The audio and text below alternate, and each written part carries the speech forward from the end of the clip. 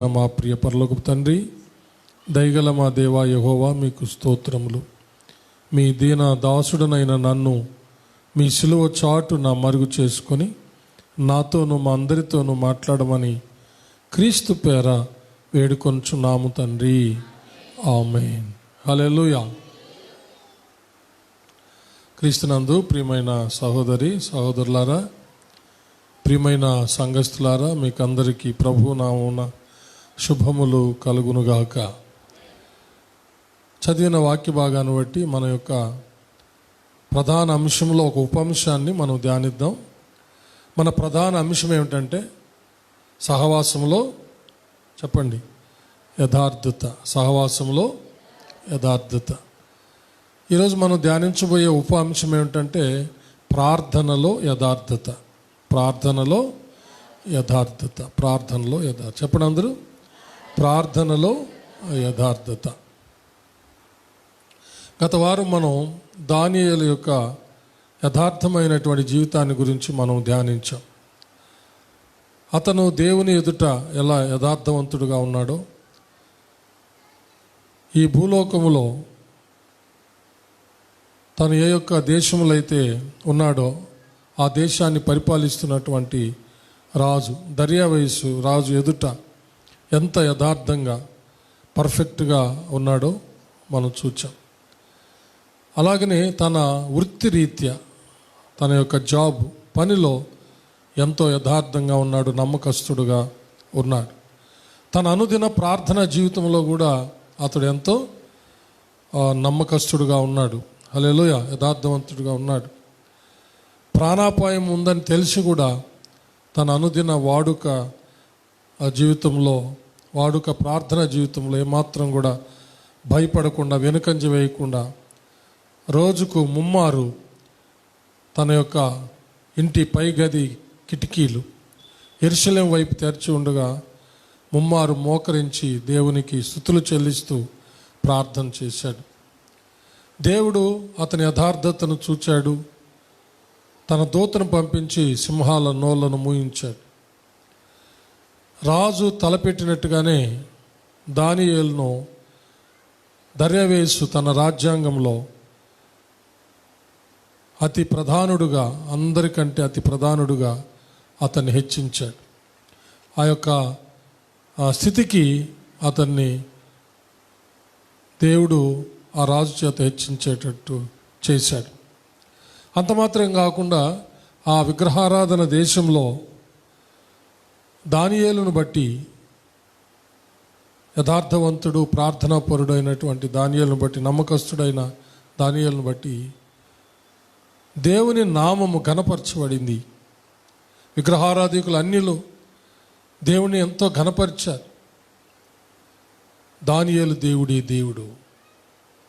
దానియేలు దేవుడైన జీవంగల యెహోవాను తప్ప ఎవ్వరు నా రాజ్యాంగంలో ఉన్న ప్రతి పట్టణంలో, ప్రతి సంస్థానంలో వేరే దేవతలను పూజించకూడదు. దానియేలు దేవుడే, జీవంగల దేవుడైన యెహోవా. ఆయన తప్ప వేరే దేవుడు ఎవరున్నారు? సింహాల నోళ్ళు మూసి దానియేలును రక్షించిన ఆ జీవంగల దానియేలు దేవుడు లాంటి దేవుడు ఎవరున్నారని రాజు ప్రకటన చేయించాడు. అంతగా దేవుని నామాన్ని గణపరిచి తన యొక్క రాజ్య సంస్థానాలన్నిట్లో కూడా దేవుని నామం హెచ్చించబడేటట్టు చేసి, తనంతటి కారణం యథార్థవంతుడు, నమ్మకస్తుడైనటువంటి ప్రార్థనాపరుడైనటువంటి దానియేలు. మన జీవితాల్లో కూడా మన యథార్థతను, మన నమ్మకత్వాన్ని మనం కాపాడుకున్నప్పుడు దేవుని సన్నిధిలోనూ, మన యొక్క పని బాటల్లో, ఉద్యోగాల్లో, మన వ్యాపారాలు ఏమేమి చేస్తున్న అన్నిటిలోనూ, అలాగనే మన అధికారుల ఎదుట, పెద్దల ఎదుట మనము యథార్థవంతులుగా, నమ్మకస్తులుగా ఉన్నప్పుడు, అలాగే దేవుని ఎదుట మనం నమ్మకస్తులుగా ఉన్నప్పుడు, యథార్థవంతులుగా ఉన్నప్పుడు మనం కూడా అత్యున్నతమైనటువంటి స్థాయికి మనము హెచ్చించబడతాం. దానియేలు దేవుణ్ణి ఎప్పుడైతే గణపరిచాడో దేవుడు దానియేలును గణపరిచాడు. ఇది దేవుని యొక్క వాక్యంలో ఉన్న అమూల్యమైన సత్యం. దేవుడైన యెహోవాయే ఈ సత్యాన్ని సమూయేలు ద్వారా రాయించాడు, నన్ను గణపరచు వారిని నేను గణపరుస్తాను అని. మన జీవితంలో దేవుణ్ణి గణపరిచే వాళ్ళం కనుక అయితే దేవుడు మనలను ప్రతి చోట గణపరుస్తాడు. ప్రతి చోట మనం దేవుణ్ణి గణపరిచినట్లయితే ప్రతి చోట దేవుడు నిన్ను నన్ను మనలను ఆయన గణపరిచే వారిని గణపరుస్తాడు. ఇది వాస్తవం. ఎక్కడ కూడా నీవు అవమానపరచబడవు, సిగ్గుపరచబడవు. దేవుడిని గణపరిచి దేవుని పైకెత్తే వాళ్ళు ఎక్కడున్నా సరే వాళ్ళు గణపరచబడతారు, వారి పేరు పైకెత్తబడుతుంది. ఇది మనము గత వారంలో చాలా వివరంగా మనము చూచాము. ఇప్పుడు మనము ఒక ఉప అంశం చెప్పుకున్నాం, ప్రార్థనలో యథార్థత. ప్రార్థనలో యథార్థత. దావీదు రాజు ఒక సందర్భంలో చాలా చేయకూడనటువంటి ఘోరాతి ఘోరమైన పాపం చేశాడు. మోసం చేత ఒక వ్యక్తిని హత్య చేయించాడు. అది మనకు తెలిసినటువంటి విషయమే. బత్షెబ, ఊరియా.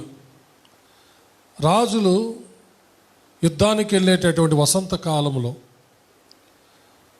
సైన్యాధిపతి అయిన యోవాబు సైన్యమంతా యుద్ధాలు చేస్తూ ఉంటే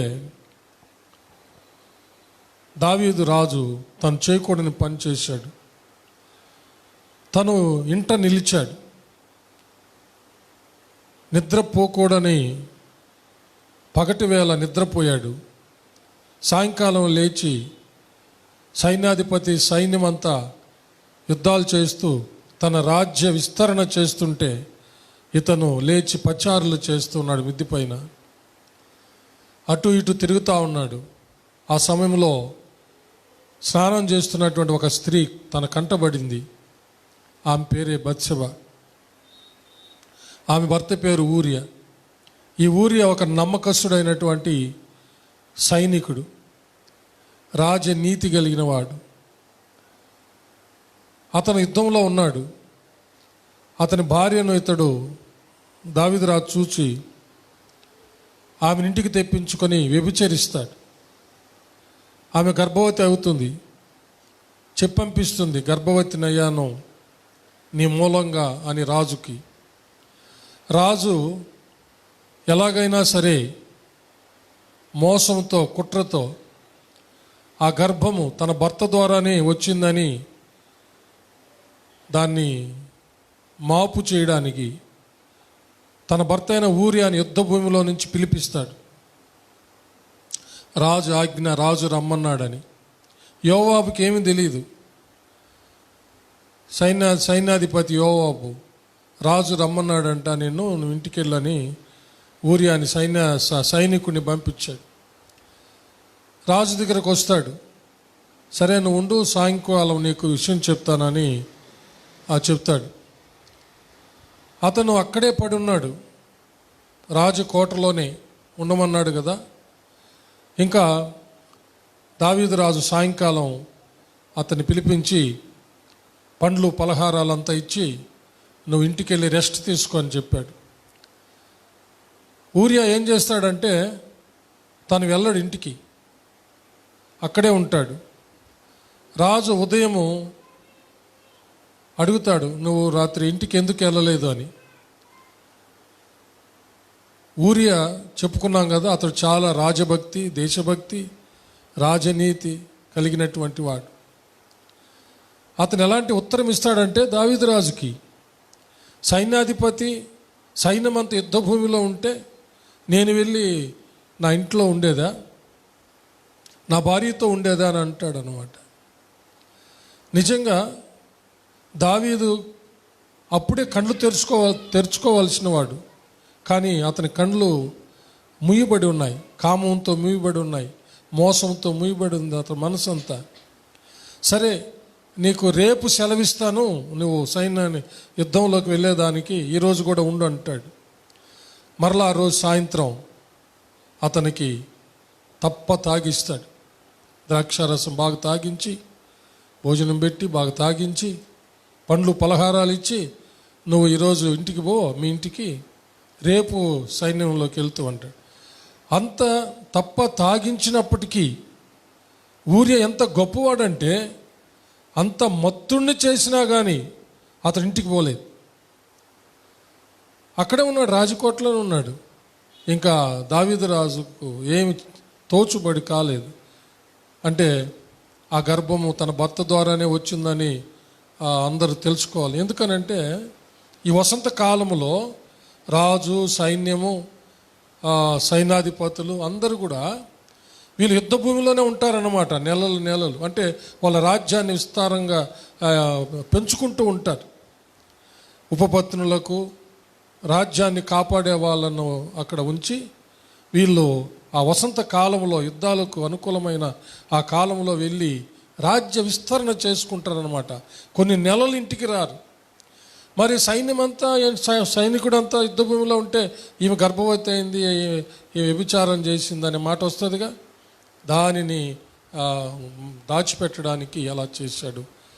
ఆఖరికి ఆ రాజు వల్ల కాలేదు. ఆఖరికి ఎంత మోసం చేశాడంటే ఆ ఊరియా దగ్గర ఒక స్లిప్పు, ఒక చీటి రాసి అతని దగ్గర ఇస్తాడు. ఆ చీట్లో ఏమి రాశాడంటే సైనాధిపతికి, ఈ ఊరియాని యుద్ధము బలంగా జరిగే చోట ముందు పెట్టి మీరు తప్పించుకోండి, అతడు హతుడవ్వాలి, మరణించాలని చెప్పి చీటి రాసి ఆ ఊరియా చేతికి ఆ చీటి ఇస్తాడు. నేను దాకా చెప్పాను, అతడు ఎంత నీతి కలిగిన వాడంటే, ఎంత రాజ్య నీతి కలిగిన వాడంటే, తన రాజు ఇచ్చినటువంటి ఆ చీటిని విప్పనైనా విప్పలేదు అతను. హల్లెలూయా. దాంట్లో తన మరణాన్ని గురించిన వార్త ఉంది. అతడు హత్య చేయబడతాడు యుద్ధంలో. అయినా అంత రాజభక్తి కలిగిన వాడు, రాజనీతి కలిగినటువంటి వాడు అన్నమాట. ఇంకా ఆ చీటి జాగ్రత్తగా తీసుకొని వెళ్ళి సైన్యాధిపతికి ఇచ్చాడు. సైన్యాధిపతి ఆ సమయంలో ఎందుకు ఏమిటని రాజును అడిగే స్థితిలో లేడు. అందులోనూ దావీదు రాజు అక్క కుమారుడు యోవాబు, ఇంకా రాజాజ్ఞ, ఇంకా అందులో అక్కడ సంప్రదింపులు జరిపి ఎందుకు ఊరియాని చంపాలి అని అడిగే అవకాశం లేదు. రాజు ఆజ్ఞ ఇచ్చాడు, ఇంకా చంపాలి, చచ్చేటట్టు చేయాలని. బలంగా యుద్ధం జరుగుతుంది. శత్రువులు బాణాలు వేస్తున్నారు అవతల పక్క నుంచి. యోవాబు అతని సైన్యం ఉంటే శత్రువులు అందరూ హతమార్చబడేంత శక్తి కలిగిన వాళ్ళు వీళ్ళు. కానీ రాజు చేసిన మోసానికి ఆ యూరియా ముందు పెట్టి వీళ్ళు తప్పించుకుంటారు, బలమైన యోధులంతా. అప్పుడు ఎదుటి వాళ్ళు శత్రువులు వేసిన బాణాలకి ఊరియా చచ్చిపోతాడు. ఊరియాతో పాటు ఇజ్రాయేల్ సైన్యం కొంతమంది చనిపోతారు పిల్లల. అలాగూ మోసంతో దావీదు ఊరియాని హత్య చేయిస్తాడు. అది హత్య, నరహత్య చేస్తాడు. బుద్ధిపూర్వకంగా దేవుడిచ్చిన ప్రధానమైన ఆజ్ఞల్లో రెండుటిని అతడు మీరుతాడనమాట. వ్యభిచరించకూడదు అనేటటువంటి ఒక ఆజ్ఞ, నరహత్య చేయకూడదనే ఒక ఆజ్ఞ. ఇంకొక మూడవ ఆజ్ఞ కూడా ఏమిటంటే, నీ పొరుగువాని భార్యనైనను, ఎద్దునైనను, దాసినైనను దేనినైనను ఆశించకూడదు అనేటటువంటి ఆజ్ఞ. ప్రధానమైన ఆ దేవునిచ్చిన ఆజ్ఞల్లో 3 ఆజ్ఞలు అతడు విస్మరించి అంత ఘోరాతి ఘోరమైన ఆ పనులు చేస్తాడు. దావీదు రాజు చరిత్రలో ఒక చీకటి అంటూ ఉందంటే ఇదే, ఒక చీకటి ఘట్టం, ఒక చీకటి సందర్భం అంటే అదేనన్నమాట దావీదు రాజు జీవితంలో. ఇలాగూ చేశాడు. ఇంకా ఎంత భయంకరమైనటువంటి పని చేశాడంటే, అందరికీ దయగలిగిన వాడు దావీదు రాజు. ఒక సైనికుడు యుద్ధంలో చనిపోతే అతని భార్యకు ఆశ్రయం కలిగించాడు. రాజు తన భార్యగా చేసుకున్నాడు అని అనిపించేంతగా అతడు ఏం చేశాడంటే, తను వ్యభిచారంలో పాడు చేసినటువంటి ఆమెను తన భార్యగా చేసుకుంటాడు. తన భార్యగా చేసుకుంటే అందరి దృష్టి ఎంత గొప్పవాడు రాజు. సైనికుడు భార్యను ఆశ్రయం, భర్తను కోల్పోయిన ఆమెను తను ఆశ్రయం ఇచ్చి తనకు భార్యగా చేసుకున్నాడు అని అందరూ పొగుడుతున్నారన్నమాట. ఇదంతా మోసంతో అంత కప్పి పెట్టాడు చేసి. దేవునికి కప్పి పెట్టగలడా? దేవుడు చూస్తూ ఉన్నాడా ఇదంతా? హలో, దేవునికి ఎవరైనా దాచగలరా? హలో చెప్పండి, ఎవరైనా దేవునికి దాచగలరా? బాగా అన్ని చక్కగా చేసేసాను, నా ప్లాన్ అంతా సక్సెస్ అయిపోయిందని ఆయన హ్యాపీగా కులకుతా ఉన్నాడు. దేవుడు నాతాను ప్రవక్తను పంపించాడు. హల్లెలూయా. తన ప్రవక్త నాతాను పంపించి అతని కళ్ళు తెరిపించాడు. హల్లెలూయా. ఎలాగంటే ఒక ఉపమానం చెప్తాడు. ఒక వ్యక్తికి ఒక గొర్రె పిల్ల ఉంది, ఒకే ఒక గొర్రె పిల్ల. ఆ గొర్రె పిల్లను అల్లారు ముద్దుగా పెంచుకుంటున్నాడు. అతను గోరు ముద్దులు తినిపించుకుంటున్నాడు, ఒడిలో పడుకోబెట్టుకుంటున్నాడు. ఆ గొర్రె పిల్లగా ఇంకొక గొర్రె పిల్ల అతనికి లేదు. మరొకడికి 100 గొర్రె పిల్లలు ఉన్నాయి, 100 గొర్రెలు ఉన్నాయి. ఆ 100 గొర్రెలు కలిగిన వాళ్ళ ఇంటికి ఒక బాటసారి వచ్చాడు, ఒక అతిథి వచ్చాడు. అతనికి విందు చేయడానికి ఈ 100 గొర్రెల్లో ఒక గొర్రెను వధించి భోజనం పెట్టకుండా ఈ ఒక్కగానొక గొర్రెను అల్లారముద్దుగా పెంచుకుంటున్నాడే, ఆ గొర్రెను తెచ్చి దాన్ని వధించి విందు చేశాడు అని చెప్పి చెప్తున్నాడు అనమాట నాతాను ప్రవక్త. ఇంక ఈయన రాజు కదా, చాలా ఉగ్రుడై లేచాడు. నా రాజ్యంలో ఇంత అన్యాయస్తుడున్నాడా, ఇంత ఘోరమైన అన్యాయం చేసేవాడు ఉన్నాడు నా రాజ్యంలో, అతనికి మరణశిక్ష విధించాలి. అతని గొర్రెకు బదులుగా మరి 7 గొర్రెలు ఇవ్వాలని తీర్పు చెప్పాడనమాట. వెంటనే నాతాను ప్రవక్త, ఆ ద్రోహివి నువ్వే, ఆ క్రూరుడువు నువ్వే, ఆ వ్యక్తివి నువ్వే. ఎంత ఉగ్రుడై లేచాడో అంత చతికిలబడ్డాడు, కూలబడ్డాడు అనమాట తన సింహాసనంలో. ఎంత పని జరిగిందంటే ఎముకలు విరిగిపోయినాయంట ఆ వాక్కుతో. చూడండి ఆ మాట ఎంత చక్కగా రాయబడింది బైబిల్లో. 8వ వచనం, ఉత్సాహ సంతోషములో నాకు వినిపింపుము, అప్పుడు నీవు విరిచిన ఎముకలు హర్షించును. నాతాను ప్రవక్త ఎప్పుడైతే ఆ వ్యక్తివి నువ్వే, ఆ ద్రోహివి నువ్వే, ఆ దుర్మార్గుడు నువ్వే, ఆ భయంకరుడు నువ్వే, ఎప్పుడైతే అలాగ ప్రవక్త నోట ఆ మాట వచ్చిందో ఎముకలు విరిగిపోయినాయంట. కామంతో కళ్ళు మూసుకొని పోయి భయంకరంగా వ్యభిచారం చేసిన అతని కళ్ళు తెరవబడ్డాయి, ఎముకలు విరిగిపోయినాయి. రాతి గుండె చేసుకొని అతి క్రూరంగా యుద్ధములో ఊరియాని చంపించిన కట్టిన మనసు విరిగిపోయిందంట. హల్లెలూయా. చప్పలు కొట్టి దేవుని మహిమపడదాం. ప్రైజ్గా. హృదయాన్ని బండ చేసుకొని ఊరియాని హత్య చేయించాడే, ఆ బండ హృదయం పగిలిపోయిందంట. దేవుని యొక్క వాక్యంలో అదే ఉండేది. దేవుని మాటలు బండలను బద్దలు చేసే శుద్ధి లాంటిదని. హల్లెలూయా. చప్పలు కొట్టి దేవుని మహిమపడదాం. ఒకే ఒక వాక్కు, ఆ వ్యక్తి నువ్వే పిల్లరా.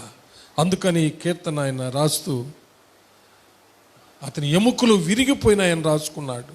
అంత మాత్రం కాకుండా 17వ వచనంలో మనస్సు, కఠినమైన మనసు విరిగిపోయింది, బండబారిన హృదయం పగిలిపోయిందని రాసుకున్నాడు.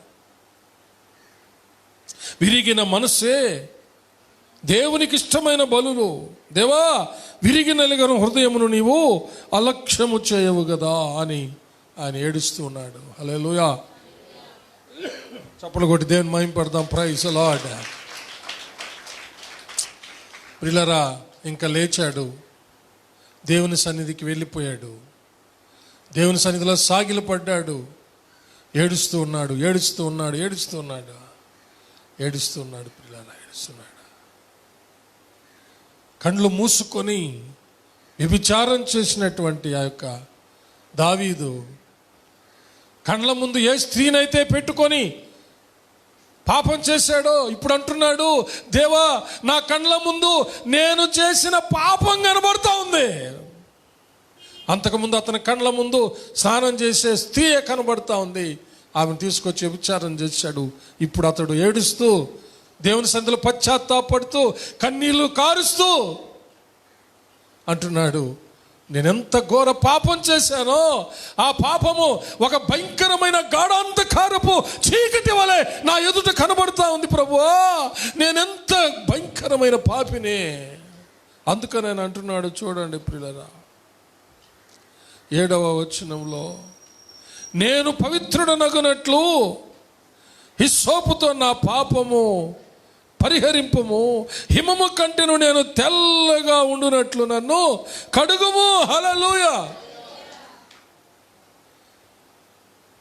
నల్లగా అతడి పాపం కనబడుతుంది అన్నమాట. నల్లగా భయంకరమైన నలుపు, గాఢాంధకారపు చీకటి వలె కనబడుతుంది.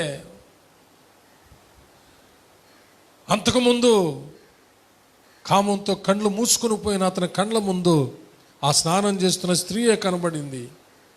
ఇప్పుడు అతడు చేసిన పాపం కనబడుతుంది. ఆ స్త్రీ కనబడ్డములా అతడు దేవుని ఆజ్ఞలను వ్యతిరేకించి దేవుని చిత్తానికి దూరమై ఎంత ఘోరమైన పాపం చేశాడో ఆ పాపము గాఢాంధకారపు చీకటి వలె, ఒక భయంకరమైన నల్లని ఆకారం వలె అది కనబడుతుంది. అయ్యా, హిమము వలె తెల్లగా చేయండి, హిమము వలె నన్ను తెల్లగా పవిత్రపరచండి అని అడుగుతున్నాడు. చప్పలు కొట్టి దేవుని మహిమపడతాం. హల్లెలూయా. తన పాపాన్ని చూడలేకపోతున్నాడు. ఇప్పుడు అతని ముయ్యబడిన కన్నులు తెరవబడిన తరువాత అతడు చేసిన పాపాన్ని చూడలేకపోతున్నాడు. ఇంత ఘోర పాపిని చేసినాను, భయంకరమైన నలుపు. అయ్యా, తెల్లగా కడిగే, హిమము వలె మంచు వలె తెల్లగా కడుగు, అది నీ వల్లే అవుతుంది. నేను ఘోరమైన పాపిని. అంత మాత్రంగా మొదటి వచనాల్లో నుంచి మనం చూస్తే, దేవా నీ కృప చొప్పున నన్ను కరుణింపుము, నీ వాత్సల్య బాహుల్యము చొప్పున నా అతిక్రమలు తుడిచివేయము, నా దోషం పోవునట్లు నన్ను బాగుగా కడుగుము, నా పాపం పోవునట్లు నన్ను పవిత్రపరచుము, నా అతిక్రమములు నాకు తెలిసే ఉన్నవి, నా పాపం ఎల్లప్పుడూ నా ఎదుట ఉన్నది, నీకే విరోధముగా నేను పాపము చేసి ఉన్నాను, నీ దృష్టి ఎదుట నేను చెడుతనము చేసి ఉన్నాను. కావున ఆజ్ఞ ఇచ్చినప్పుడు నీవు నీతిమంతుడుగా అగుపడుదువు, తీర్పు తీర్చినప్పుడు నిర్మలుడుగా అగుపడుదువు. దేవా, నీకే వ్యతిరేకంగా, నీకే విరోధంగా నేను పాపం చేశాను, అది నా కండ్ల ముందు కనపడుతూ ఉంది. దీని భావమే మన అంశం. దావీదు యథార్థంగా తను ఎంత ఘోర పాపం చేశాడో దానిని స్పష్టంగా దేవుని ఎదుట ఆయన ఒప్పుకున్నాడని దీని అర్థం. రాత్రింబవులు అన్నపానాలు, కన్నీళ్ళు అన్నపానాలు చేసుకొని ఏడ్చి తన ఘోరమైనటువంటి పాపాన్ని ఉన్నది ఉన్నట్టుగా దేవుని ఎదుట అతను ఒప్పుకున్నాడు. ప్రియులారా, ఊరియాని చంపించిన దాన్ని కూడా ఒప్పుకున్నాడు. 14వ వచనం చూడండి.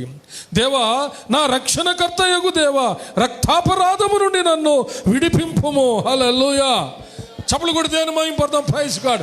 రక్తాపరాధము అంటే ఊరియాని చంపించినటువంటి, యూరియాని హత్య చేయించాడు కదా, ఆ రక్తాపరాధం అతని చేతుల్లో కనబడుతుంది. ఇప్పుడు చంపించింది యుద్ధ భూమిలో, కానీ అతను ఎంత ఘోరంగా ఊరియాని చంపించాడో ఆ రక్తాపరాధం ఎంత భయంకరంగా ఉందో తన చేతుల్లో కనబడుతుందంట.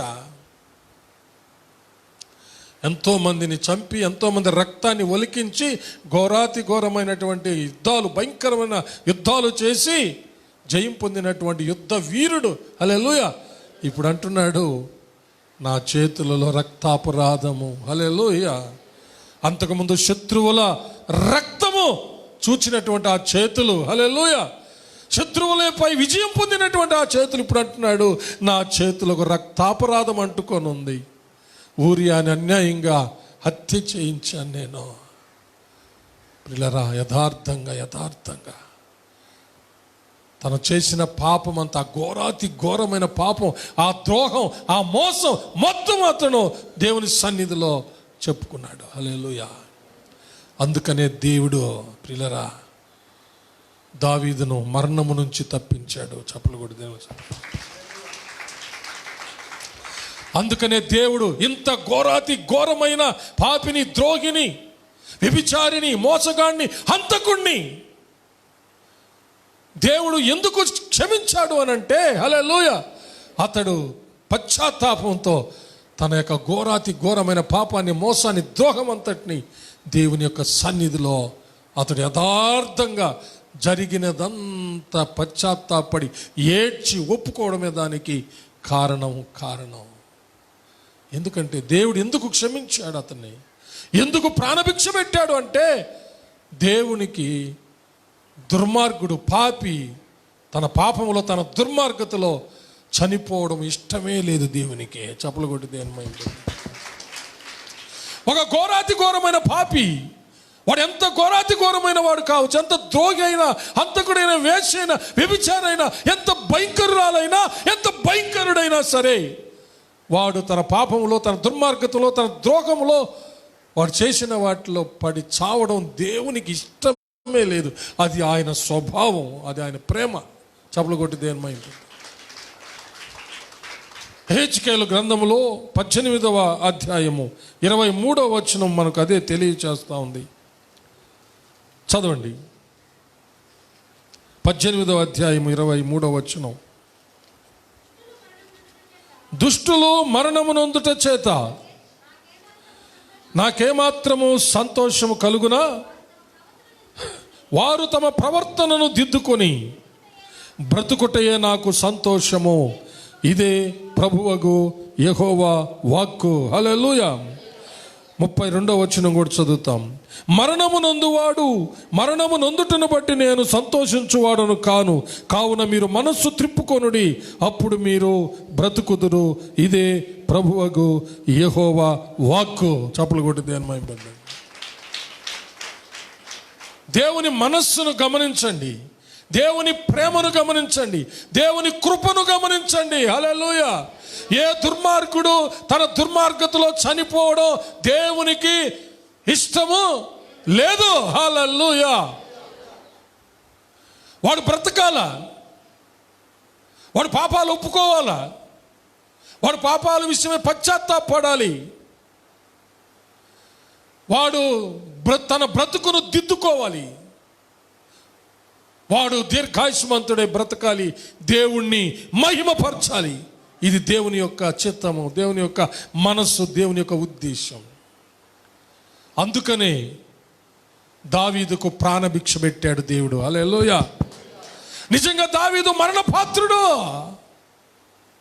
ఇంత ద్రోహికి, ఇంత క్రూరుడికి, ఇంత ఘోరమైన వ్యభిచారి, హంతకుడికి, మోసగాడికి ఎలా ప్రాణభిక్ష పెట్టాడు దేవుడు అంటే అది ఆయన మనస్సు. హల్లెలూయా.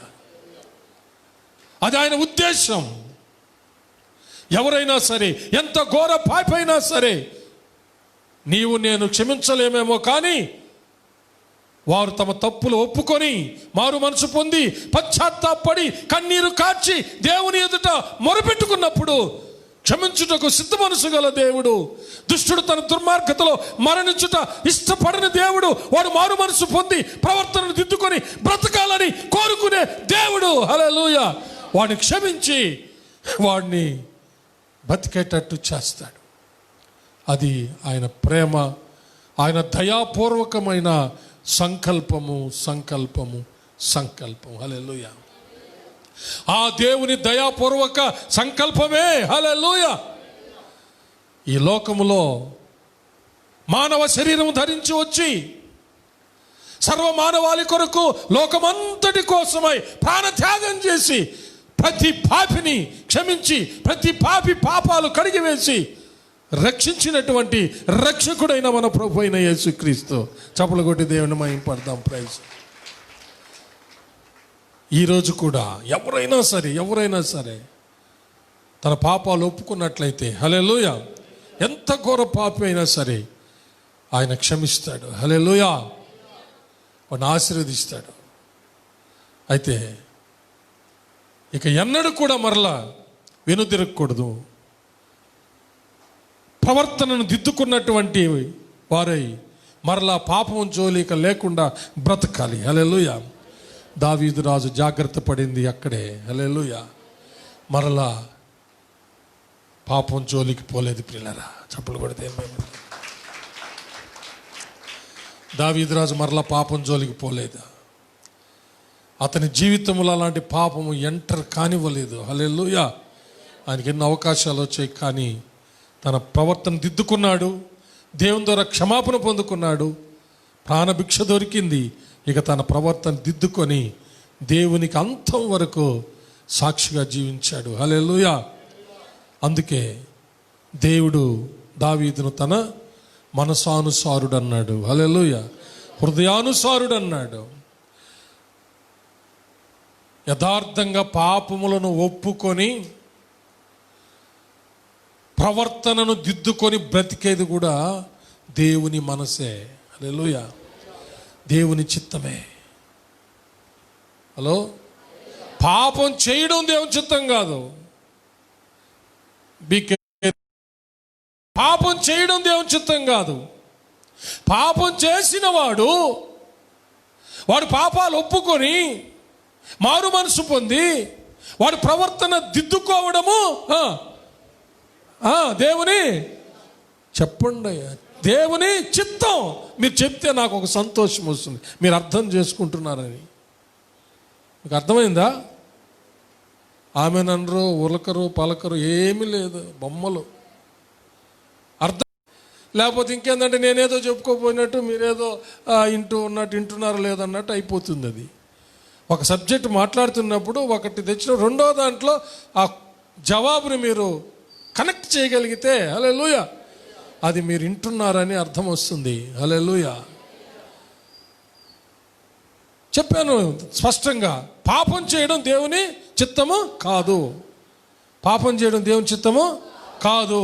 అయితే పాపి తన పాపాలు ఒప్పుకొని మారు మనసు పొంది తన ప్రవర్తన దిద్దుకొని బతకడము అటు చెప్పాలా. హల్లెలూయా. అది దేవుని చిత్తం, దేవుని మనస్సు. ఈ విషయంలో కూడా దావీదు దేవుని మనసానుసారంగా చేశాడు. చప్పలు కొట్టి దేవుని మహిమపడతాడు. పాపాన్ని ఒప్పుకోవడంలో, తన బతుకుని దిద్దుకోవడంలో, దేవుని కృప పొందుకోవడంలో దేవుని మనసానుసారంగా చేశాడు. ఎంత ఘోరాతి ఘోరమైన పాపం చేసినప్పటికీ అది దేవుని యొక్క సంకల్పం. అయితే పాపం చేయడం దేవుని చిత్తం కాదు, దేవుని మనసు కాదు, అది సాతాను ప్రేరేపితం. అయితే దేవునికి తెలుసు అవ్వాదాములు ఎందుకు పాపం చేశారో, మోసగాడైన సాతాను చేత. ఈ రోజుల్లో కూడా మనుషులు ఎందుకు చేస్తున్నారు? సాతాను యొక్క ప్రేరణ. మరొకటి దావీదురాజు అంటున్నట్టుగా, పాపములోనే నా తల్లి గర్భము ధరించింది, పాపములోనే పుట్టాను అంటే పితరుల ద్వారా పాపము సంప్రాప్తమైంది. ఆ పాపము నాలో ఉన్నందువల్ల ఆ పాపపు ఆలోచనలు వచ్చాయి అంటున్నాడు. నిజమే. నరుని హృదయంలో పుట్టే ప్రతి ఊహ ఎల్లప్పుడూ చెడ్డది అని రాయబడింది. ఎందుకంటే అవ్వాదాముల ద్వారా వచ్చిన పాప ఫలితం ఆ పాపం సంప్రాప్తమైంది అందరిలోకి. అందుకని నువ్వు ఊరకనే ఉన్నా కూడా, ఎంత పరిశుద్ధంగా ఉండాలనుకున్నా కూడా నీలో ఊహ చెడ్డదే ఎల్లప్పుడూ. అయితే దాన్ని జయించే శక్తి రక్షణలో ఉంది, రక్షకుడిలో ఉంది. రక్షకుడు అనుగ్రహించిన రక్షణ, రక్షకుడు ప్రసాదించిన తన ఆత్మలో ఉంది. హల్లెలూయా. రక్షణ పొంది దేవుని ఆత్మను కలిగిన వాళ్ళు మాత్రమే హృదయంలో పుట్టి ఆ చెడు ఆలోచనలు జయించి ప్రవర్తనను దిద్దుకొని పరిశుద్ధంగా జీవిస్తూ దేవునికి మహిమ తేగలరు. హల్లెలూయా. దేవుడు అట్టి కృప మనకందరికి దయచేయునుగాక. ఆమేన్. దయచేసి అందరు నిలబడదాం ఒకసారి పిల్లలా. హల్లెలూయా, హల్లెలూయా, హల్లెలూయా. దయచేసి ఒక్కసారి కళ్ళు మూసుకొని పరిశీలన చేయండి. నీ జీవితంలో, నా జీవితంలో, మన జీవితంలో ఏదైనా సరే అతిక్రమాలు ఉన్నాయేమో దేవుని ఎదుటి యథార్థంగా ఒప్పుకో. నీ ప్రార్థనలో యథార్థత. దావీదురాజు అంత ద్రోహం చేసినప్పటికీ, భయంకరమైన పాపం చేసినప్పటికీ దేవుని సన్నిధిలో ప్రార్థన చేస్తూ యథార్థంగా ఒప్పుకున్నాడు. ప్రియులరా, యథార్థంగా ఒప్పుకున్నారు. హల్లెలూయా. బాబా శక్కర. ప్లీజ్ దయచేసి అర్థం చేసుకోండి. దేవుని సన్నిధిని నీ యొక్క జీవితం యథార్థంగా ఒప్పుకో. నీ హృదయంలో ఎన్ని దాపరికాలు ఉన్నాయో, ఎన్ని దాచుకొని ఉన్నావో, ఎన్ని ద్రోహ చర్యలు ఉన్నాయో, ఎంత మోసం ఉందో, ఎంత దగా కుట్రలు ఉన్నాయో, ఎవరెవరిని ఏం చేస్తున్నావో, ఆఖరికి నీ భార్య విషయంలో ఎలాగున్నావో, నీ భర్త విషయంలో ఎలాగున్నావో, నీ ఇరుగు పొరుగు వారి విషయంలో ఎలా ఉన్నావో, నీ సంపాదన విషయంలో ఎలా ఉన్నావో, నీ నేత్రాలు ఏం చూస్తున్నాయి? ప్రతి వారి చేతిలో ప్రపంచమంతా ఉందని స్లోగన్స్ వింటా ఉన్నాం, సెల్ ఫోన్ అడ్వర్టైజ్మెంట్స్ వింటా ఉన్నాం. ప్రపంచం చేతిలో గుప్పిట్లో ఉంది. ఏం తెస్తుంది ప్రపంచం నీ చేతిలోకి? ఒక వేశ్యను నగ్నంగా చూపిస్తుంది, ఒక వ్యభిచారిని నగ్నంగా చూపిస్తుంది. నీ యొక్క పవిత్రమైన కన్నులను చెడుపుతుంది, నీ పవిత్రమైన మనస్సును పాడు చేస్తుంది. ఇంకా లోకములో ఉన్నటువంటి పాపమనే పెంటనంతా తీసుకొచ్చి నీ గుప్పిట్లో చూపిస్తుంది. దావీదు రాజు అందుకనే అలాంటి ఘోరాతి ఘోరమైన పాపంలో ఆ రోజు ఆయన పడి తర్వాత దేవుణ్ణి బతిమాలుకున్నాడు. దేవా, వ్యర్థమైన వాటిని చూడకుండా నా కన్నులు తిప్పివేయము, నీ ధర్మశాస్త్రమునందు ఆశ్చర్యమైన సంగతులు చూచే కన్నులు తెరవండి, కన్నులు తెరవండి. కామంతో కండ్లు మూసుకొని పోయి పాపం చేసిన ద్రోహిణి ద్రోహిణి ద్రోహిణి, దుర్మార్గుణ్ణి, ప్రభువా, మోసగాడిని, హంతకుణ్ణి, మీ ఆజ్ఞలు అతిక్రమించి ఘోరమైన పాపం చేసిన వాడిని అంటూ తన జీవితాన్ని ఎంతగానో సరిదిద్దుకున్నాడు. ప్రియులరా, ఒక్కసారి మీ జీవితాలు పరిశీలన చేసుకోండి. యవనస్తులారా, ప్లీజ్, యవనస్తులు, పిల్లలు, పెద్దలనే తేడా లేకుండా భయంకరమైన పాపపు రొచ్చుల్లో పడిపోతున్నారు. నీ హృదయమును తెల్లగా కడగమని అడగండి. మీ జీవితాన్ని హిమమంతా తెల్లగా కడగమని అడగండి. అడగండి, చేతులు పైకెత్తి అడగండి, చేతులు పైకెత్తి అడగండి. నీ జీవితం నీకు తెలుసు, నీ హృదయం నీకు తెలుసు. దావీదు రాజు అంటున్నాడు, ఒకప్పుడు అతని హృదయం తనకు తెలియలా, నాతో ప్రవక్త వచ్చి గద్దించినప్పుడు అతనికి తెలుస్తుంది అతని పాపం ఎంత గాఢాంధకారపు చీకటిగా ఉందో, భయంకరమైన నలుపుగా ఉందో, తన ఎదుట అది ఎంత భయంకరంగా కనబడుతున్నదో. తను ఎరిగిన వాడై, కళ్ళు తెరవబడిన వాడై, కన్నీటితో ప్రార్థన చేస్తున్నాడు. దేవుని వాక్కు చేత విరవబడిన ఎముకలు కలిగిన వాడై, విరిగిన మనసుతో, బద్దలు చేయబడిన హృదయంతో, కన్నీటితో ఒప్పుకొని ఏడుస్తూ ఉన్నాడు. దేవుడు ప్రాణభిక్ష పెట్టాడు. ప్రియులరా, హల్లెలూయా. బాబా శక్కర. అతిక్రమాలు దాచిపెట్టబాక, అతిక్రమాలు దాచిపెట్టబాక. అతిక్రమాలు దాచిపెట్టువాడు వర్ధిల్లడు, వాటిని ఒప్పుకొని విడిచిపెట్టువాడు దేవుని కనికరం పొందుతాడు. నాలో ఏ దోషం లేదు అనుకుంటున్నావు, పరిశీలించుకో. ఏం చేస్తున్నావు? ఎన్ని రహస్యాలు నీ హృదయంలో ఉన్నాయి? నీ భార్యకు తెలియకుండా ఎన్ని ఉన్నాయి? నీ భర్తకు తెలియకుండా ఎన్ని ఉన్నాయి? నీ తల్లిదండ్రులకు తెలియకుండా, మీ తల్లిదండ్రులకు తెలియకుండా ఎన్ని ఉన్నాయి? నీ యజమానుడికి తెలియకుండా ఎన్ని ఉన్నాయి? నీ హృదయంలో ఏమున్నాయి? ఒక్కసారి పరిశీలన చేసుకో. వాటిని విడిచిపెట్టే మారు మనసు పొందా, యథార్థంగా ప్రార్థనలో ఒప్పుకో. ఏ మనిషిని ఎదుట ఒప్పుకోవాల్సిన అక్కర్లేదు, దేవుని ఎదుట యథార్థంగా ఒప్పుకో. ప్రేమగల దేవుడు, క్షమించుటకు సిద్ధ మనసు గల దేవుడు. ఏ మనిషికి ఎదుట నువ్వు చెప్పుకోవాల్సిన అక్కర్లేదు. నీ దేవునికి స్పష్టంగా చెప్పుకో. నీ ప్రార్థనలో యథార్థంతో కలిగి ఉండు, యథార్థంగా చెప్పుకో. అన్నీ దేవుడు నిన్ను క్షమిస్తాడు, నీకు ప్రాణభిక్ష పెడతాడు, నీకు జీవాన్ని ఇస్తాడు, సమృద్ధి జీవాన్ని ఇస్తాడు, శాశ్వతమైన రాజ్యాన్ని ఇస్తాడు, నిత్య జీవాన్ని. హల్లెలూయా. నువ్వు బ్రతుకుతావు, నువ్వు చావవు. నువ్వు బ్రతుకుతావు, నువ్వు చావవు. చావనే చావవు. నీ బ్రతుకు దిద్దుకుంటే, నీ మనసు మార్చుకొని, నీ పాపాలను దేవుని సన్నిధిలో ఒప్పుకొని విడిచిపెడితే, నీ బ్రతుకు దిద్దుకుంటే నువ్వు చావవు. చావవు, చావనే చావవు. ఏది నిన్ను చంపలేదు, ఎవరు నిన్ను చంపలేరు.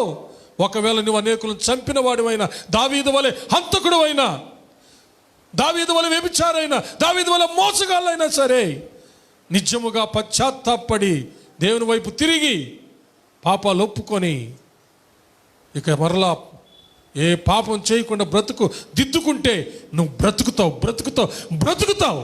దీర్ఘాయుష్నిస్తాడు దేవుడు. ఆశీర్దిస్తాడు. అంత మాత్రం కాదు, శాశ్వతమైన జీవం తనతో పాటు యుగాయుగాలు ఉండేటట్టు ఆయన ఇస్తాడు. ఇదే నీకు అనుకూల సమయం, ఇదే నీకు అనుకూల సమయం. ఒకవేళ ఈ సమయం మళ్ళీ రాదేమో, డియర్ బ్రదర్, డియర్ సిస్టర్, మళ్ళీ రాదేమో. అతిక్రమాలు దాచిపెట్టకూడదు. ఏదన్నా సరే దాన్ని వదిలిపెట్టాలి. ప్రవర్తన దిద్దుకోండి. బతుకుతావు నువ్వు. ఏది నిన్ను చంపలేదు, ఏ వ్యాధి నిన్ను చంపలేదు, ఏ వైరస్ నిన్ను చంపలేదు, ఎవరు నిన్ను చంపలేరు. ఏది నిన్ను అంటదు, నిన్ను ముట్టలేదు. నువ్వు గనక యథార్థంగా ప్రార్థనలో నీవు నీ అతిక్రమాలు ఒప్పుకున్నట్లయితే నిన్ను ఏది అంటలేదు, ముట్టలేదు, నిన్ను చంపలేదు. నిన్ను దేవుడు బ్రతికిస్తాడు. ప్రార్థన చేసుకున్న. హల్లెలూయా జీసస్. విన్న వాక్యాన్ని బట్టి దయచేసి సమయంలో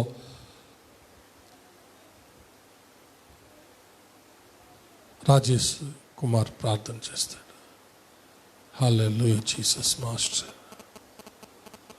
అందరు పరిశీలన చేసుకుని దేవుని కరుణ కటాక్షాలను కోరుకు ఇక్కడికి రా రాజేష్, పైకి రా.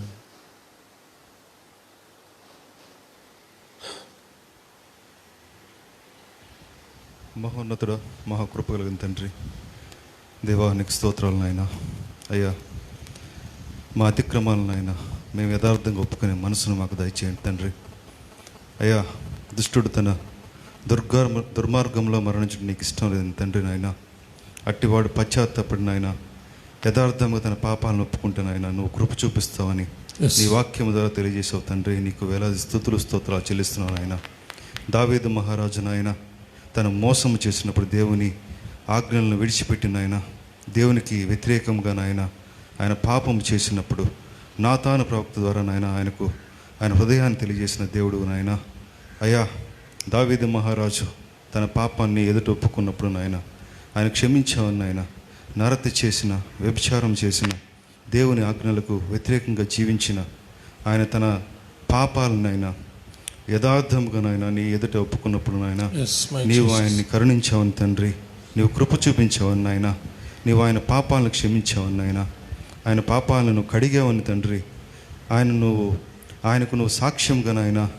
దావీదు నాకు మనసానుసారుడు, నా హృదయానుసారుడు అని నువ్వు ఆయన పట్ల నువ్వు సాక్ష్యం చెప్పావని తండ్రి నాయన. నీ వాక్యం ద్వారా తెలుసుకున్నాం తండ్రి. అయ్యా, అట్టి కృప మాకందరికీ మీరు దయచేయమని నాయన.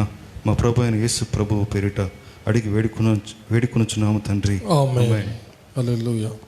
Thank you. దయచేసి అందరు కూర్చోండి ఒక 2 నిమిషాలు. ఈ సమయంలో ఒక కొత్త దంపతులను మీకు పరిచయం చేస్తాను.